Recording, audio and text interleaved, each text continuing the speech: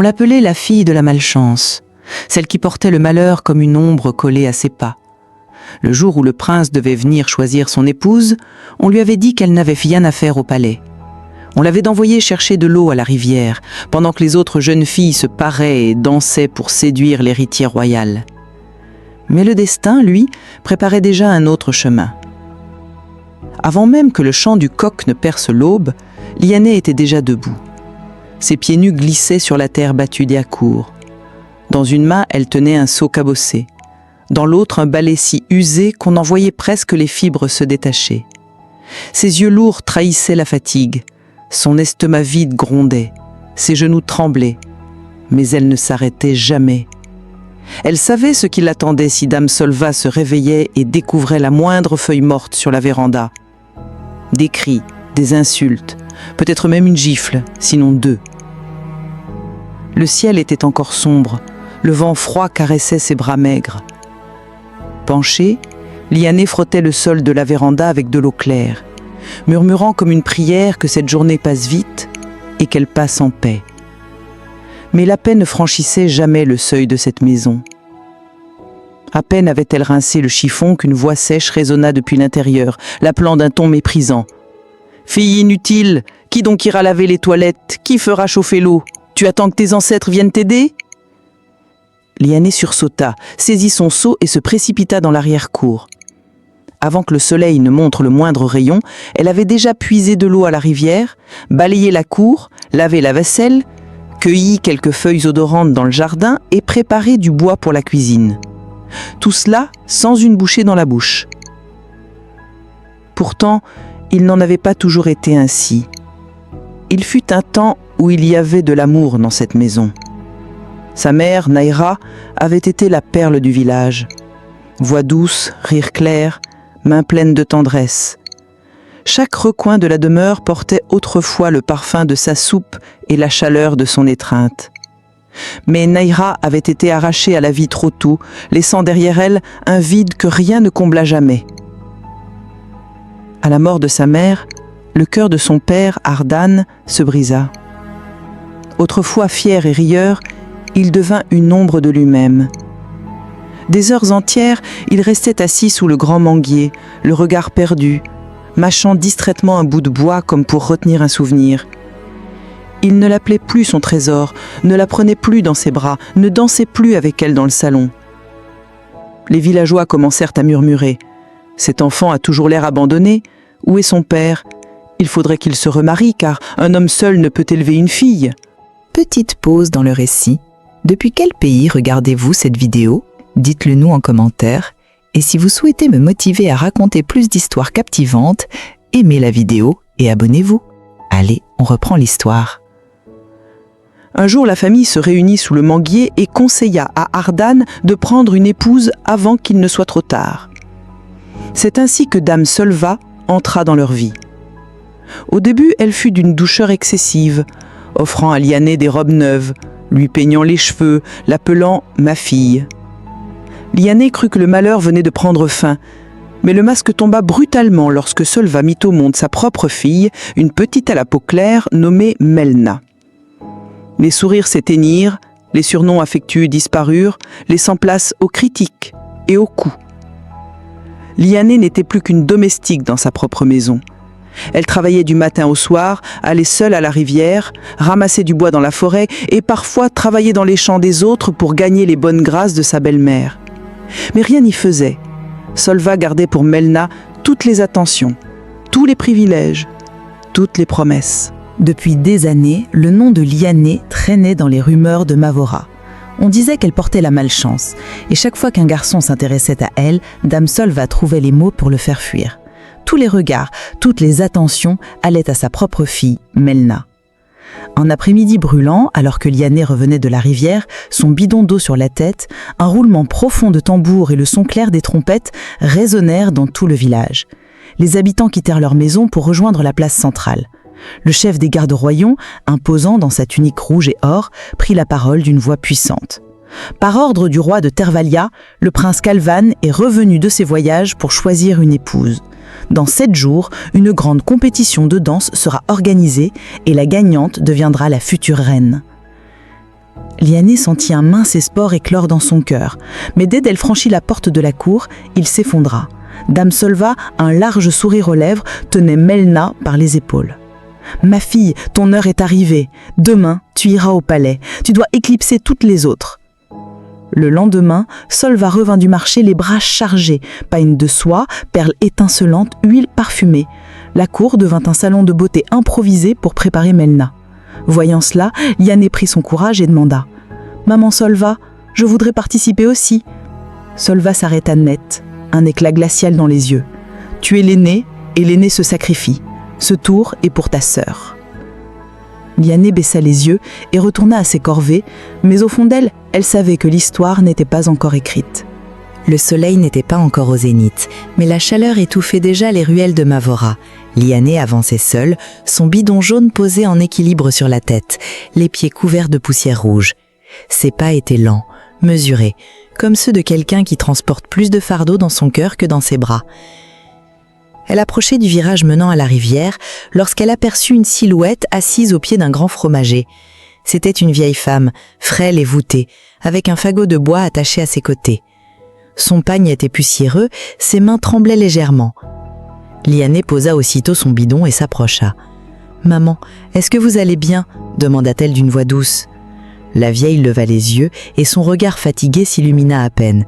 « Mes forces m'ont abandonné en chemin, » murmura-t-elle. Sans hésiter, Liané courut jusqu'à la rivière, remplit son bidon d'eau clare et revint pour lui donner à boire. Elle mouilla aussi un coin de son foulard pour lui nettoyer le visage et les mains. « Laissez-moi vous aider à porter votre bois, » proposa-t-elle. La vieille la fixa, surprise. « Es-tu sérieuse, ma fille ? Aujourd'hui, beaucoup sont passés devant moi. Personne ne s'est arrêté. » Liané ne répondit pas, souleva le fagot sur sa tête et aida la femme à marcher jusqu'à sa petite cour, située à la lisière du village. Les herbes folles envahissaient le sol, les murs semblaient fatigués par les ans. Avant même qu'on lui demande, Liané prit un balai et commença à nettoyer la cour. Elle rangea le bois, alluma un feu et mit de l'ordre dans la cuisine. La vieille femme, appuyée contre un mur, l'observait avec une émotion discrète. « Tu as un cœur généreux, » dit-elle enfin. « Tu iras loin. » Elle entra ensuite dans sa chambre et revint avec un pagne soigneusement plié et un collier de perles de corail. « Ce pagne et ces perles sont dans ma famille depuis des générations. Porte-les pour la compétition, ils te porteront chance. » Liané resta interdite, les doigts tremblants. « Mais ma belle-mère ne me laissera pas y aller. »« Alors, garde au moins cette bénédiction. Un jour, elle te servira, » répondit la vieille. Sur le chemin du retour, Liané pressait le tissu contre sa poitrine. Pour la première fois depuis longtemps, elle sentait que quelque chose de beau lui appartenait. En rentrant à la maison, Liané avait le cœur léger. Chaque pas semblait moins lourd, comme si le pagne et les perles qu'elle tenait contre elle lui transmettaient leur force. Elle entra par la cour discrètement, espérant monter dans sa chambre sans que Dame Solva ne la voie. Mais la voix tranchante de sa belle-mère fusa aussitôt. « Où étais-tu ? L'eau nous manque depuis ce matin !» Liané, tête baissée, expliqua calmement qu'elle avait rencontré Mama Shanka au bord de la route, une vieille femme épuisée qui ne pouvait plus porter son bois et qu'elle l'avait aidée. Dame Solva eut un petit ricanement sec. « Alors maintenant tu fais la bonne des vieilles femmes. Tu crois qu'on vit ici pour que tu joues les héroïnes ?» Sans relever, Liané ouvrit sa vieille boîte, héritage de sa défunte mère, et y déposa le pagne et les perles, comme un trésor à l'abri du monde. Puis, elle alla s'occuper du dîner, le cœur encore chaud de gratitude pour la vieille femme. Cette nuit-là, alors que la maison dormait, Dame Solva entra à pas feutrés dans la chambre de Liané. Elle souleva le couvercle de la boîte, et ses yeux s'illuminèrent en découvrant le tissu et les perles. Elle les saisit sans hésitation et alla les cacher sous sa propre pile de vêtements. Le matin, Liané se réveilla tôt, impatiente de revoir son cadeau. Mais lorsqu'elle ouvrit la boîte, son souffle se coupa. Le pagne avait disparu, les perles aussi. Elle fouilla chaque recoin de la pièce, souleva son matelas, courut jusqu'à la cuisine. Finalement, elle frappa à la porte de Dame Solva. « Maman, mon pagne, mes perles, ils ont disparu ?» Sans lever les yeux de son assiette, Solva répondit d'une voix froide. « Alors tu as été négligente, tu as perdu ton bien. »« Mais je l'avais enfermé, » protesta Liané. Ne me dérange pas avec tes histoires dès le matin, va plutôt travailler. Liané resta figée, le corps tremblant. C'était comme si on lui avait arraché la seule chose qui lui donnait de la joie depuis des mois.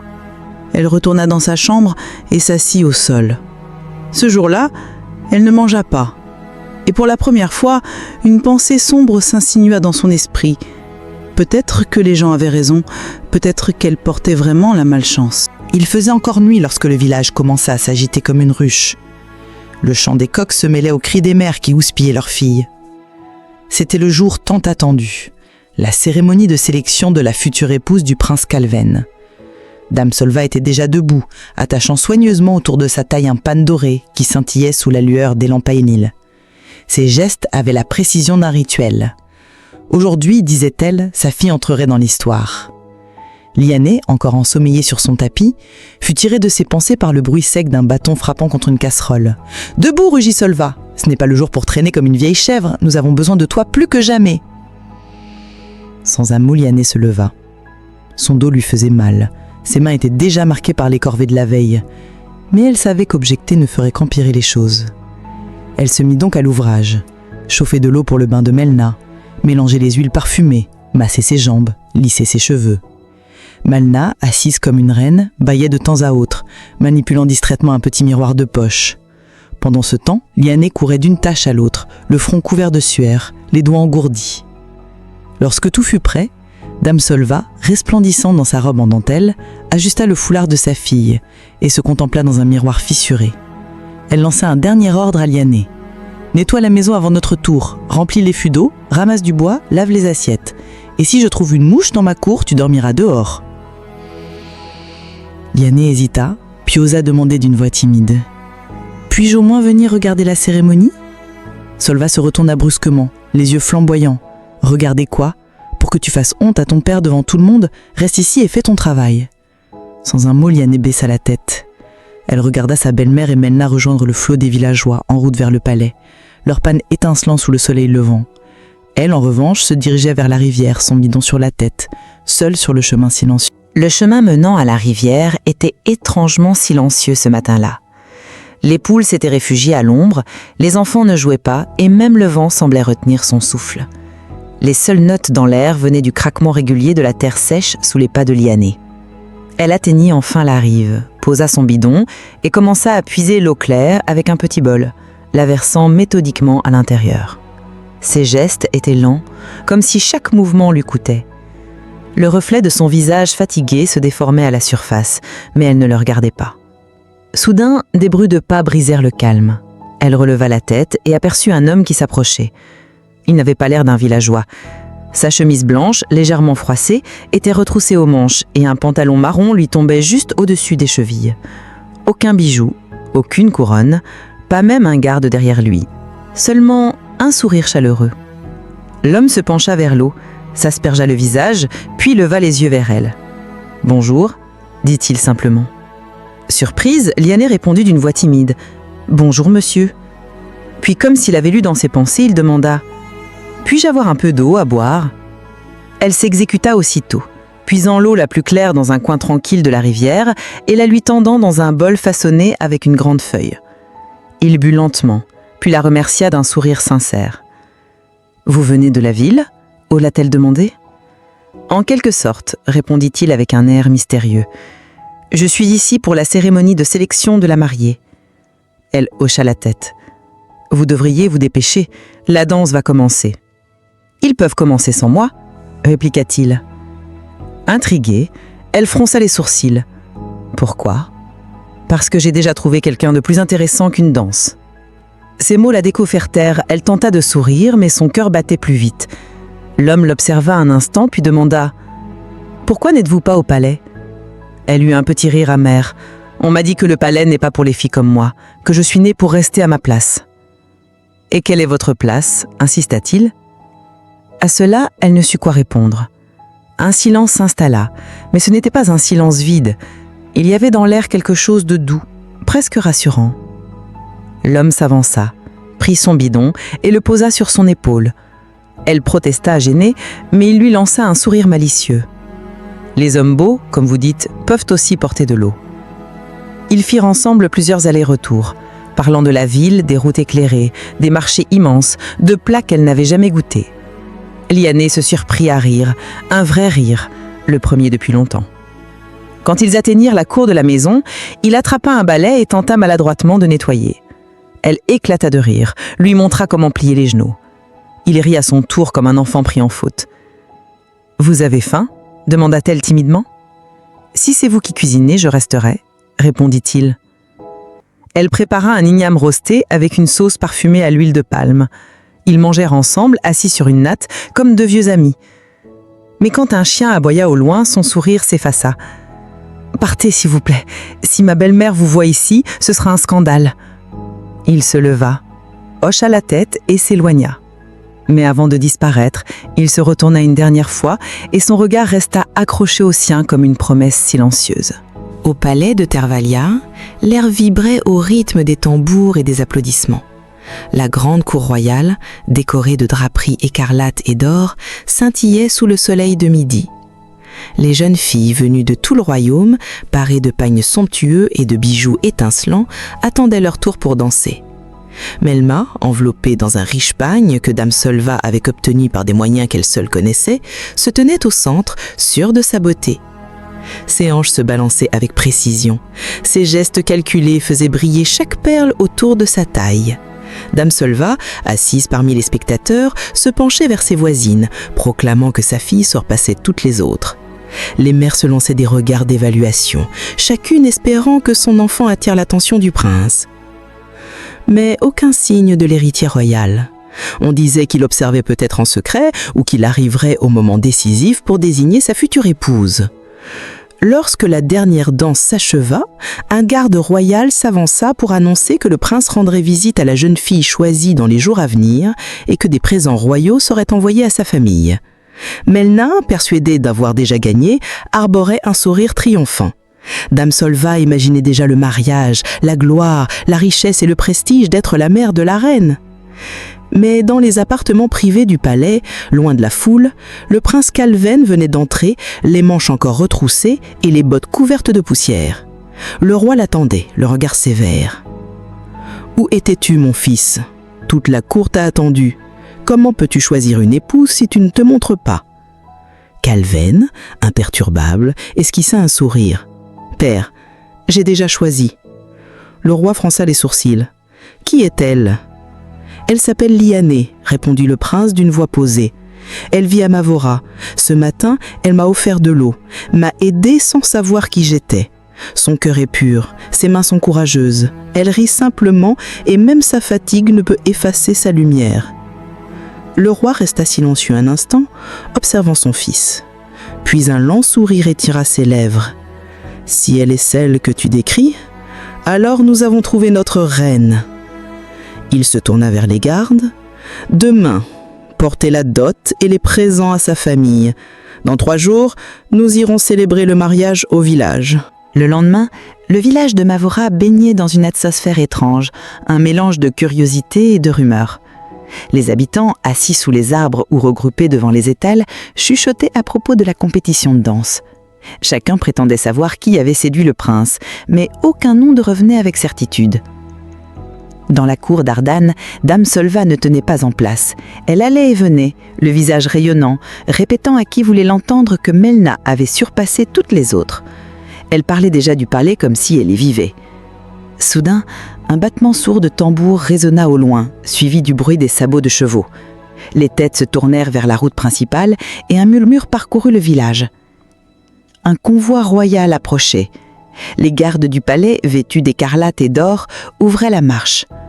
Derrière eux, des serviteurs portaient de lourds plateaux chargés de cadeaux, des sacs de riz, des jarres d'huile parfumée, des pagnes de soie, des perles de corail, des chèvres et même un coffre de pièces brillantes. L'air vibrait au rythme régulier des tambours. Dame Solva, sûre d'elle, se précipita à l'entrée de la cour, le menton relevé. Elle n'avait aucun doute, tout cela était pour Melna. Le chef des gardes descendit de cheval et s'avança. « Par ordre de Sa Majesté le roi de Tervalia et de son Altesse le prince Calven, nous apportons la dot et les présents pour la jeune fille que le prince a choisie comme épouse. » Autour, les voisins retenaient leur souffle. Solva se redressa encore plus, prête à recevoir les honneurs. « Dans 3 jours, la famille royale viendra célébrer le mariage ici », annonça le chef des gardes. Les tambours battirent plus fort, la foule s'agita. Dame Solva éclata de rire, criant presque « Vous voyez, je l'avais dit, ma fille est la future reine !» Les femmes du village échangeant des regards, certaines jalouses, d'autres résignées. Melna, elle, souriait déjà comme si la couronne reposait sur sa tête. Pourtant, quelque part dans la maison, Liané continuait ses corvées, ignorant que le destin frappait à sa porte. Le jour du mariage approchait, et la cour d'Ardan s'était transformée en un chantier bourdonnant d'activités. Les voisins entraient et sortaient, les cuisiniers allumaient les feux, et Dame Solva passait d'un coin à l'autre en criant des instructions, comme un général avant la bataille. Melna, installée sur une chaise au centre de la cour, était traitée comme une reine avant l'heure. On l'éventait, on huilait sa peau, on ajustait ses bijoux. Liané, quant à elle, travaillait sans relâche, puisait de l'eau, nettoyait les chaises, fendre du bois, laver la vaisselle. Chaque fois qu'elle passait près des Dames Solva, celle-ci trouvait une nouvelle tâche à lui ordonner. Peu avant la cérémonie, Solva s'approcha d'elle avec un regard autoritaire. « Va chercher du bois supplémentaire, les cuisiniers manquent pour la soupe. »« Mais nous avons déjà assez de bois, osa dire Liané. »« Ne discute pas, siffla Solva. Tu sais ce qui t'arrivera si tu refuses. » Sans un mot, Liané prit son panier et quitta la cour, traversant le village en silence. Son cœur se serra en passant devant son père, vêtu d'un riche agbada offert par le palais, souriant comme si tout ce bonheur était aussi le sien. Elle détourna les yeux et continua jusqu'à la forêt. Pendant ce temps, un grondement monta au loin. Le convoi royal arrivait. Les tambours résonnaient, les chevaux avançaient fièrement, les servantes portaient des plateaux dorés. Derrière elle, le prince Calven marchait, vêtu d'une tunique blanche éclatante, un sourire impatient aux lèvres. Dans la cour, tout le monde se leva pour l'accueillir. Le roi et la reine prirent place sur des sièges richement décorés. Vint le moment attendu. La présentation de la mariée. Melna entra, vêtue de somptueux pagnes et ornée des perles que Dame Solva avait prises à Liané. Un voile fin recouvrait son visage. Les tambours ralentirent et le silence se fit. Le prince s'avança, saisit délicatement le voile et se figea. Son sourire disparut. « Ce n'est pas elle, » dit-il d'une voix calme mais ferme. Un murmure parcourut la foule. Dame Solva, pâlissant, s'avança. « Mon prince, c'est bien la jeune fille choisie lors de la cérémonie ?»« Non, » coupa Calven. « La femme que je veux épouser s'appelle Liané. Elle vit dans cette cour. C'est elle qui m'a offert de mots à la rivière, qui m'a accueilli sans savoir qui j'étais. » Le roi se leva, la voix grave. « Nous sommes ici pour elle. Où est Liané ?» Ardent nerveux, répondit d'une voix hésitante. « Elle est partie chercher du bois, dans la forêt. » Le roi se tourna vers ses gardes. « Allez la chercher. Personne ne bougera d'ici avant qu'elle ne soit pas revenue. » Le silence tomba sur le village, lourd comme une pierre. Dans la forêt, Liané ramassait des branches sèches lorsqu'un groupe de cavaliers l'entoura. « Le roi, la reine et le prince vous attendent », annonça l'un d'eux. Sous le choc, elle laissa tomber son fagot et suivit les gardes jusqu'au cour. Dès qu'elle franchit le portail, tous les regards se braquèrent sur elle. Le prince Calven s'avança, un sourire sincère aux lèvres. « C'est elle que je veux épouser », déclara-t-il. Liané, écarquillant les yeux, murmura « Vous êtes le prince ?»« Disons que j'étais incognito », répondit-il en souriant. À l'instant où le prince Calven prononça ces mots, la cour entière retint son souffle. Les tambours se figèrent, les conversations moururent, et chacun fixait Liané comme s'il découvrait une vérité cachée depuis toujours. Melna recula d'un pas, le visage figé sous ses perles. Dame Solva, elle, semblait frappée par la foudre, ses lèvres tremblant sans qu'aucun mot ne parvienne à en sortir. Le roi se leva et s'adressa à la foule. « Mon fils m'a parlé de cette jeune femme. La dot a déjà été payée. Aujourd'hui, elle devient son épouse. Et demain, votre reine. » Les tambours reprirent, plus puissants qu'avant. Les femmes poussèrent des cris de surprise. Certains hommes échangeaient des regards ahuris. Et dans un coin, quelques langues jalouses commençaient déjà à murmurer. Liané, encore secouée, sentit qu'on lui prenait doucement la main. Calven la guida jusqu'à la place d'honneur, là où les servantes du palais vinrent l'habiller de pagnes royaux aux couleurs éclatantes. On lui passa autour du cou un collier de perles dorées, symbole de son nouveau rang. Pendant ce temps, Melna s'était réfugiée à l'intérieur de la maison, incapable de supporter les regards. Son maquillage coulait sous ses larmes silencieuses. Dame Solva, elle, resta plantée au milieu de la cour, fixant Lyanné comme si la scène devant elle n'était pas réelle. Ardin, le père, observait sans en mots, mais un sourire étrange flottait sur ses lèvres, comme s'il voulait partager un honneur auquel il n'avait pas contribué. Lorsque le cortège vaillal se mit en route vers le palais, Lyanné prit place à côté du prince, dans une calèche décorée de tissus précieux. Les villageois, qui autrefois l'avaient évitée ou insultée, se pressaient maintenant pour la saluer, certains allant même jusqu'à s'incliner. Au palais, elle fut accueillie par la reine elle-même, qui lui offrit une étreinte chaleureuse. Sa nouvelle vie commençait. Un titre, un foyer, une dignité qu'on lui avait toujours refusée. Mais Lyanné n'oublia pas d'où elle venait. Quelques semaines plus tard, elle fit envoyer à Dame Solva et à Ardin une maison neuve et une allocation mensuelle, bien que ceux-ci ne puissent plus la regarder dans les yeux. Quant à Melna, elle ne remit plus jamais les pieds au palais. Les murmures du village ne cessaient pas. « Après tout ce bruit, c'est ta sœur qui a épousé ton prince. » Et lorsque Lyanné repensait à cette journée où on l'avait envoyée chercher de l'eau pour l'éloigner du palais, elle se disait simplement: peut-être que si je n'avais pas marché vers la rivière ce matin-là, je ne l'aurais jamais rencontré. Elle portait désormais la couronne invisible des femmes qui ont survécu à l'injustice et l'amour sincère d'un homme qui avait su voir au-delà des apparences. La grande leçon de vie que l'on peut tirer de cette histoire, c'est que la valeur d'une personne ne dépend pas de la manière dont les autres la traitent, mais de ce qu'elle porte en elle. Lyanné a grandi dans un environnement d'injustice, de mépris et de rejet. Pourtant, elle n'a jamais cessé de travailler dur, de rester digne et de garder un cœur bon, même envers ceux qui lui faisaient du mal. Le monde autour d'elle la voyait comme porteuse de malchance, mais le destin, lui, voyait sa résilience et sa bonté. Cela nous rappelle plusieurs vérités. La patience et l'endurance sont des armes silencieuses. Même quand tout semble perdu, continuer à avancer finit par ouvrir des portes inattendues. La vraie beauté est celle du cœur. C'est cette lumière intérieure qui a attiré le prince et non les apparences ou les artifices. Les injustices finissent par se retourner. Ceux qui avaient humilié Lyanné ont été témoins de son élévation. Le destin trouve toujours son chemin. Même si on essaye de t'écarter de ce qui te revient, si c'est pour toi, cela viendra à toi au moment voulu.